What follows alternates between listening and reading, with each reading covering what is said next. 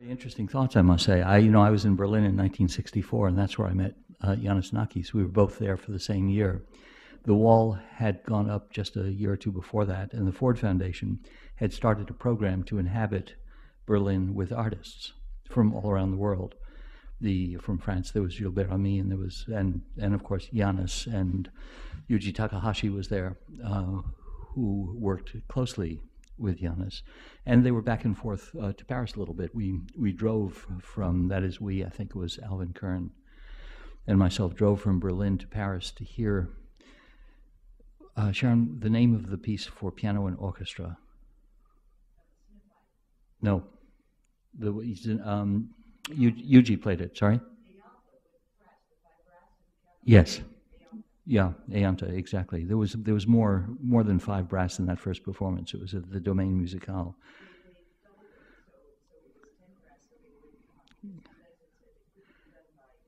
Because of the breathing issues, yeah. And Janis showed up about a half hour late to a rehearsal. But I not only met Janis there, he spoke a lot in Berlin. He spoke about the theory of expanding gases, I remember, and various other scientific ideas. And he came over to my apartment for dinner.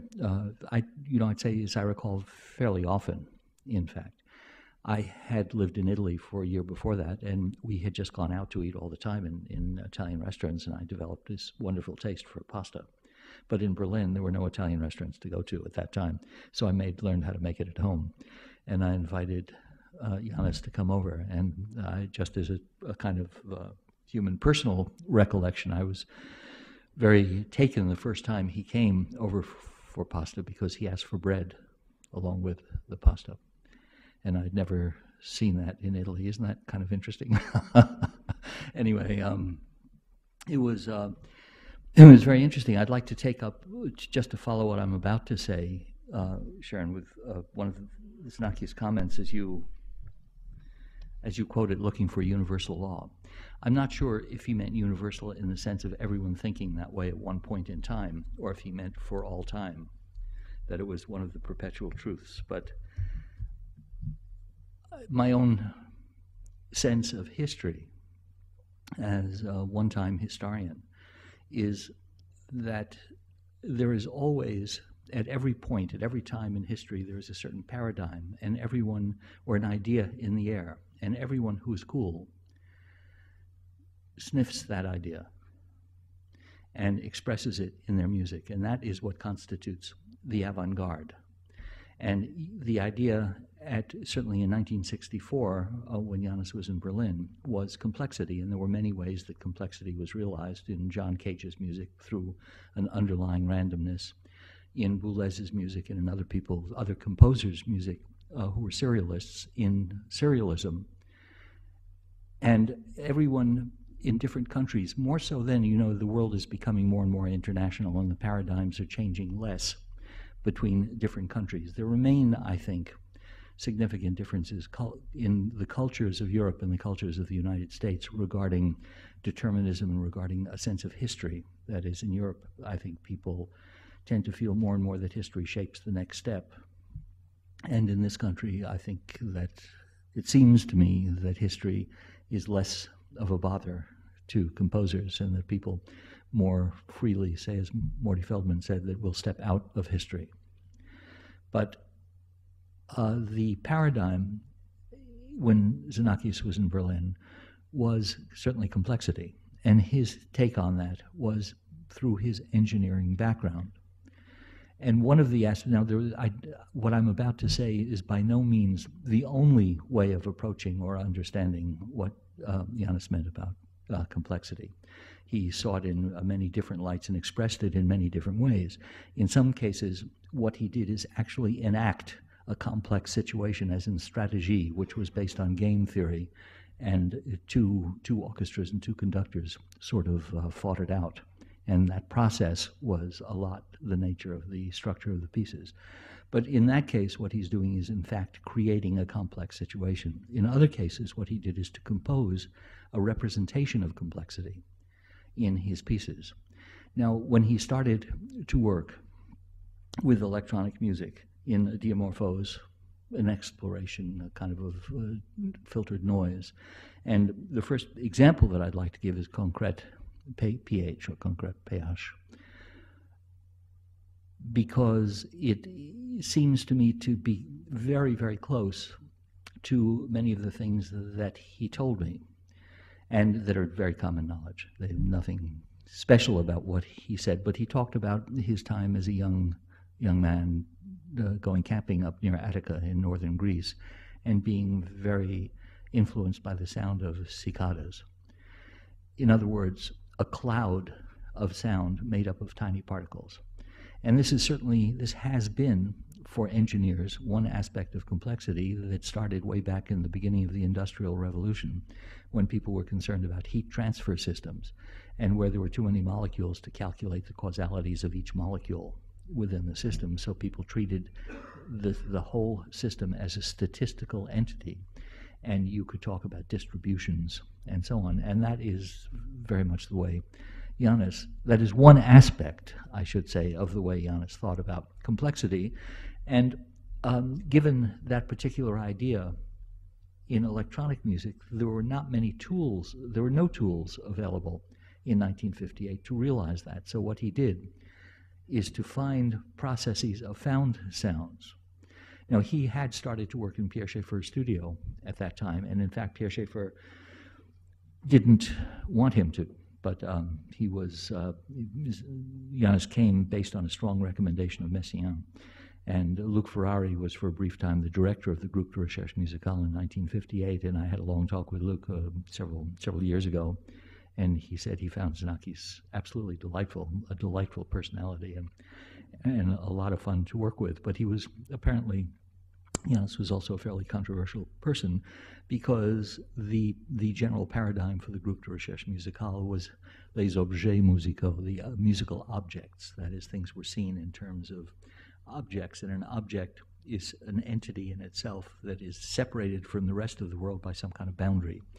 And this was necessary for Pierre Schaeffer's thinking, because his whole idea was that you would define a sound not by its source at all, but rather by its internal structure, dynamic structure, its morphology. And this is very, very, very different from the way Yannis was thinking, so I can certainly imagine that he would have a difficult time dealing with Pierre Schaeffer, who was in his own way very autocratic and very focused on his own way of thinking. But Yannis, given this idea of underlying complexity of a texture made up of a lot of tiny little sounds that could only be controlled as some kind of a statistical whole, was imitated by smoldering charcoal, with all the crackling and popping of smoldering charcoal, as if each little tiny sound was an event in this cloud of sounds. Now, I'm sure you all know this, but just for the purpose here of context, let me just play you an example.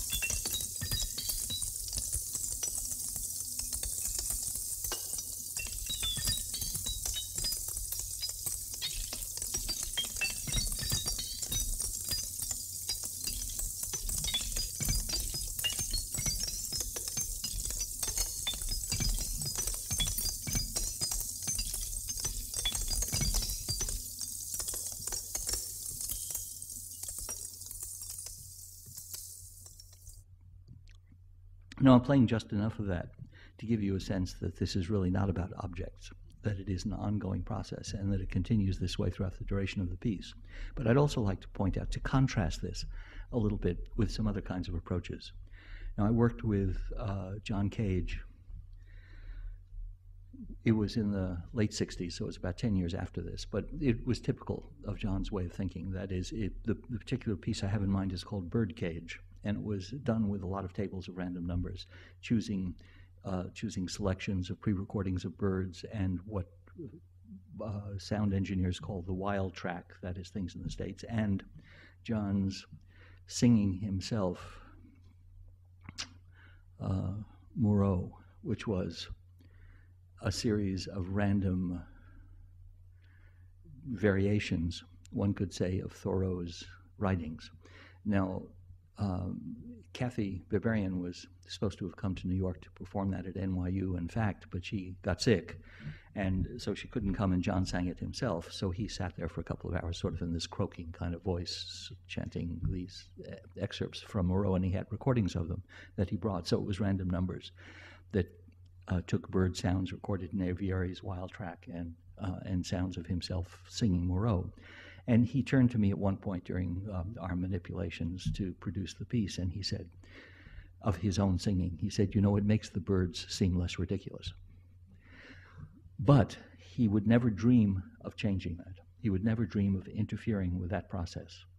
If you, taking a look at an analysis, which is quite fascinating, actually, of Boulez's very early serialist piece, which lends itself to analysis, actually, with Structure Book 1 for two pianos, it is fascinating to see what Boulez was up to. First of all, he took a row that had been used by his teacher Messiaen, as if in homage to Messiaen. And then he constructed the entire piece based on the row.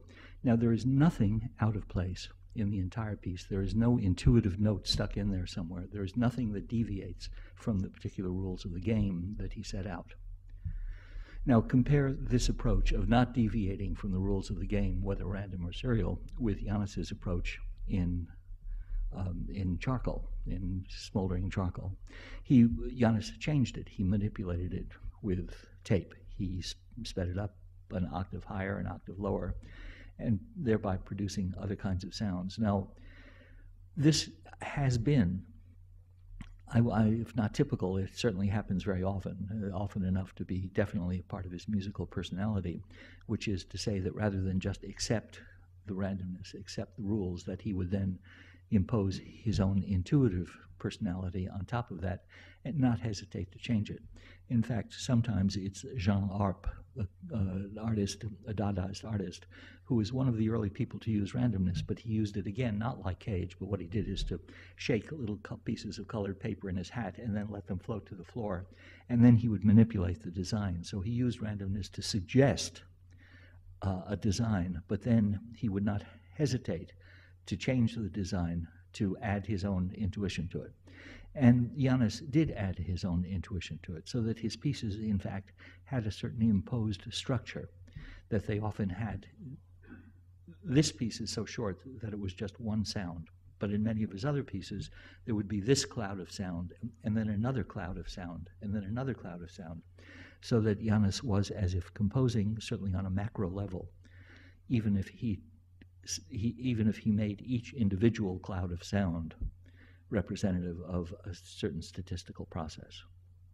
Now, there is certainly, this at the time was just a very unusual way of working. I must say that the intuitive addition to the pieces lends a certain real compositional feeling to Janis's music, something that is very, very special, and that makes his music in many ways very gripping and very emotionally compelling, depending upon the particular piece we're listening to.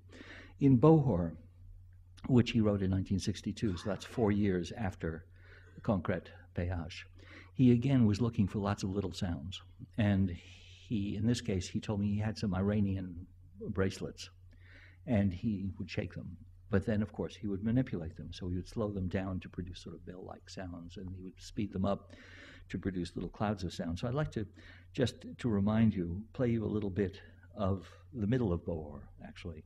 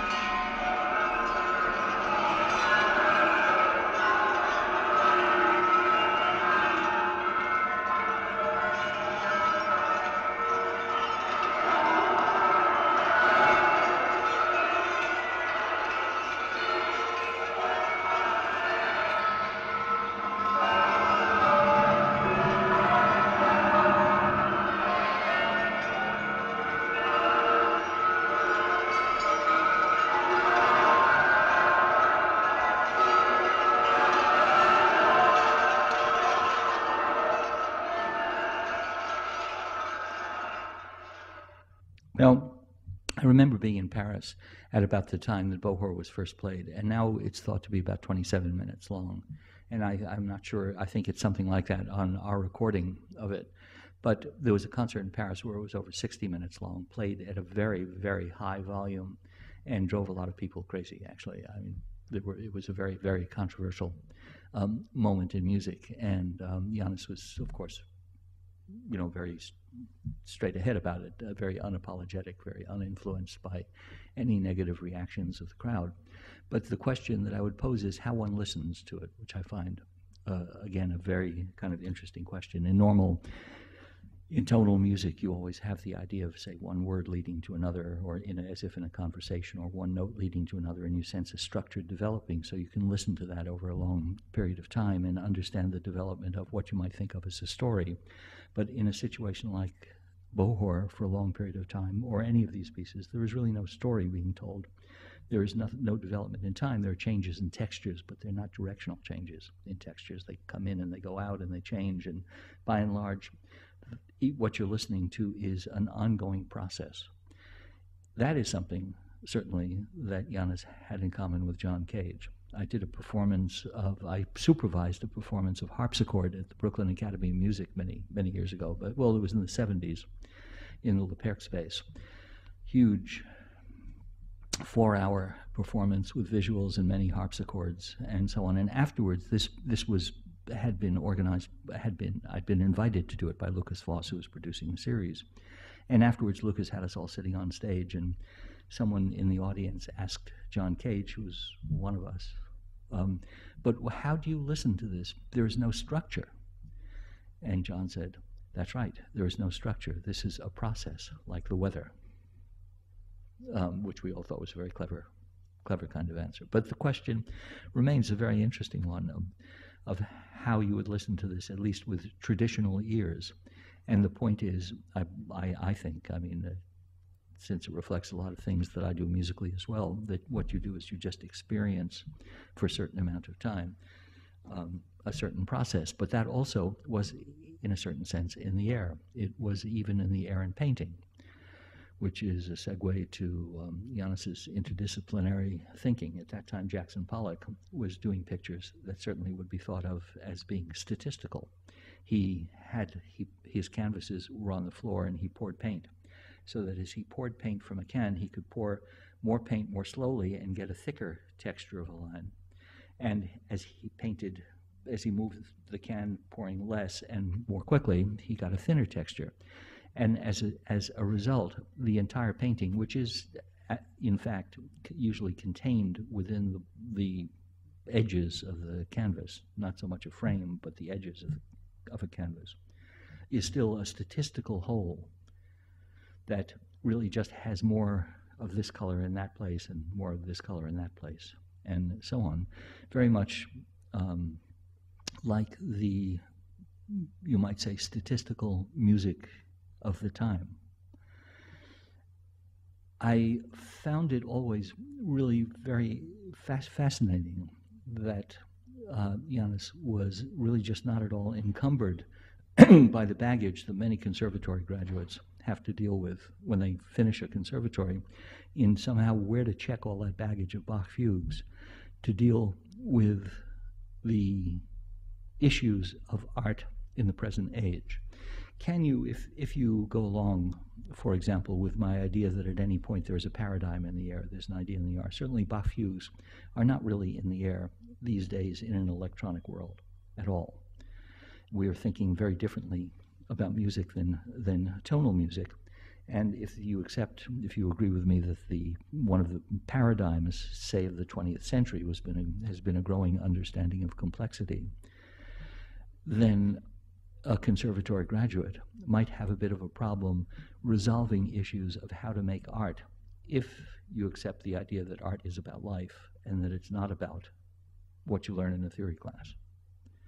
But Janis didn't have any of that baggage to check, because he came into the whole field with a very strong idea that music, like architecture, like engineering, is based on a certain complexity of math, and that's exactly the kind of music that he wanted to produce. And it's for that reason that Nadia Boulanger Arthur Honegger, and Darius Milhaud turned him down when he asked them if he could study with them.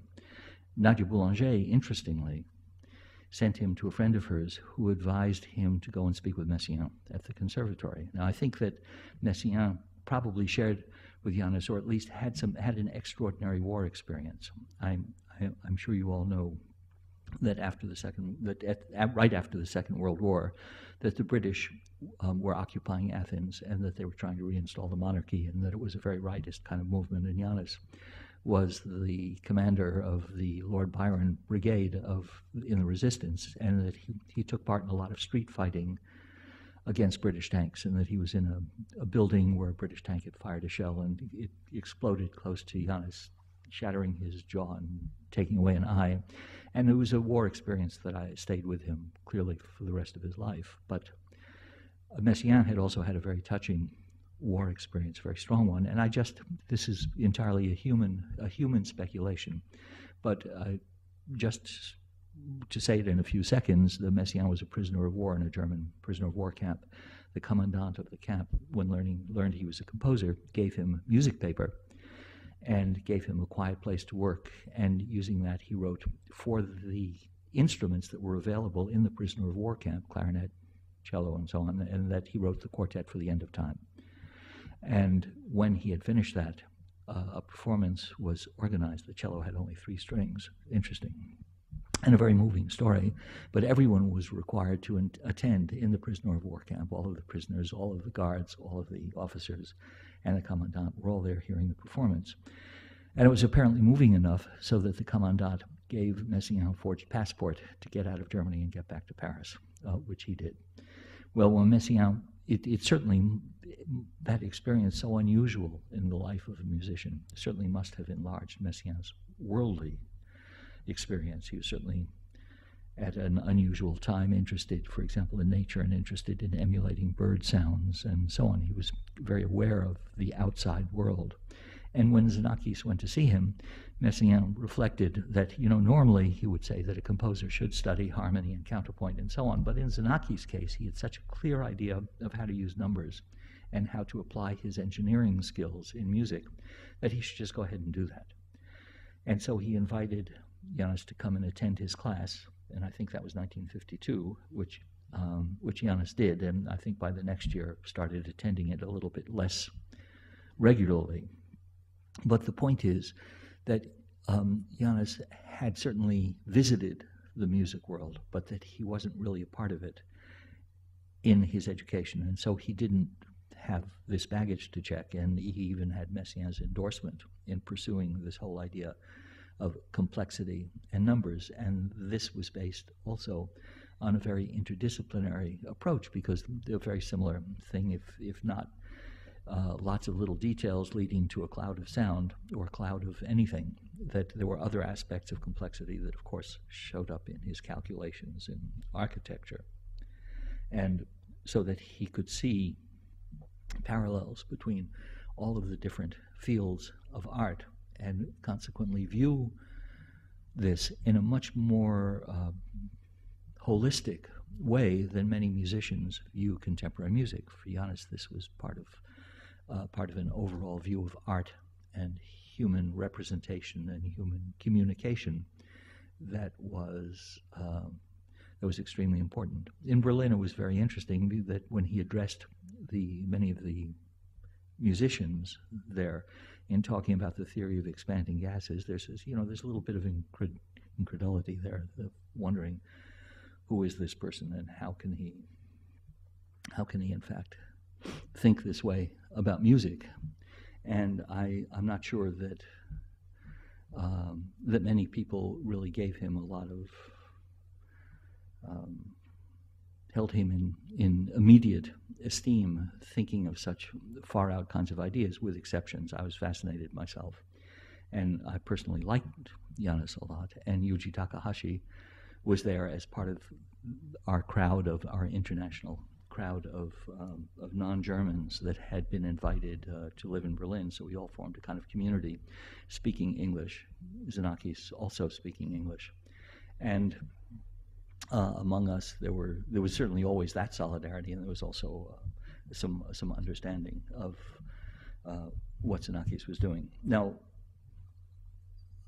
I will skip a little bit just in the sense of my narrative, because I could speak for hours and hours on the subject. But let me just go ahead and say that in the early 1960s, Janis had made connection through a friend with IBM in Paris, and that his friend had organized some time for him at IBM's offices in Paris, and for the first time he got a chance to actually write programs in music that expressed this idea. But this was not to be confused with using a computer to make sounds. It was using a computer to calculate algorithms for music. There were other people that were doing that. Most notably, probably LeJaron Hiller at the University of Illinois, that at that time was using a computer to, in fact, using randomness and using probabilities to compose music that was then played by, say, a string quartet. The Iliac suite in particular, Illinois had invented a large computer, and Hiller was one of the people to use it. But for Janis, working with IBM was an interesting kind of breakthrough. It turned into the first string quartets, the ST compositions. And it led him in a different direction that eventually led to the establishment of Saint-Mamou at Issy-les-Moulineaux, which is a suburb of Paris. I later on, after having done UPIC, I was in Paris and went with Janis there to see the first version of UPIC, which I thought was fascinating, and he explained to me the basis of this. He thought that, as in Metastasis, that it was so difficult to understand what was going on when you wrote it all out in notes, that to write it in lines seemed so much easier, that he wanted to take the interface, say for Metastasis, and develop that electronically so that you could use, as if in a graphic tablet, you could draw aspects of your composition, and that any line could be used in any different way. And in Metastasis, they were used for the trajectories of the different instruments. And they were, anyone in Janis' thinking could then make music in this way. And so he, again, hoped, I think, to achieve a certain universality. And there were wonderful pictures of Janis with children, showing how easy it is for children to make lines and to control music in this way. The lines could, in later versions, to a large extent in the first version, to be sure, which is based on a Hewlett-Packard computer, but afterwards, also when it turned into the CC, what became the CC Mix Studio, with an updated version of that system, that the lines could be applied to any variable in music, so that it could be a certain very complex interface depending upon the complexity of the system behind it. Now, he then started to develop at Saint-Mamou the Gendi software, and it was interesting to me, and one of the things that I always really regret never having asked him. I don't know why the particular question didn't occur to me at the time, and I don't know if any answer really exists, but the main stream of music in those years, in the 60s and into the 70s, was exploration of timbral change through spectral analysis and resynthesis. In other words, it was in the frequency domain, not in the time domain, yet Janis chose to work in the time domain and to apply his statistics to a kind of granular approach where he would work with the points of a waveform. And he showed me how this worked, and he showed me what his controls were, in fact, at Saint-Mamou. And he was sitting at a computer, and he was in real time manipulating statistical controls that would change the sense of the music, which was elegant and really very beautiful. But I'd like to play a little selection of the S709 for you.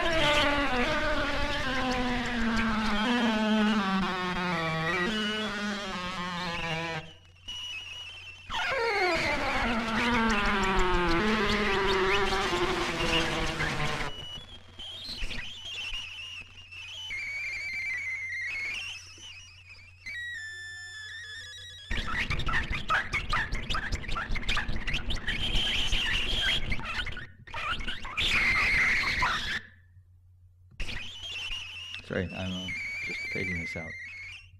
So, in any case, I guess that the general drift of what I'm trying to say, or the direct drift of it, is that at the beginning, when Janis started to work, that he used different acoustical methods to simulate that underlying complexity, that his particular interest at that time was in complexity as represented by a multitude of little sounds that made up a cloud of sound. That he, unlike other people that were involved with complexity in various different ways, this was Janis's approach in general. And that what was so unusual about it, and what made his music, I think, a bit distinctive, which I make as an observation, is the insertion of his own intuition on top of these processes. That as time went on, that he found different ways of expressing that notion of complexity in his electronic work. The UPIC system was certainly a very important one for him in that case, emulating metastases, which he often referred to in essays on architecture, and referred to it with the UPIC system as well, that this was a first time of showing music by lines and of achieving a major complexity and putting musical textures together.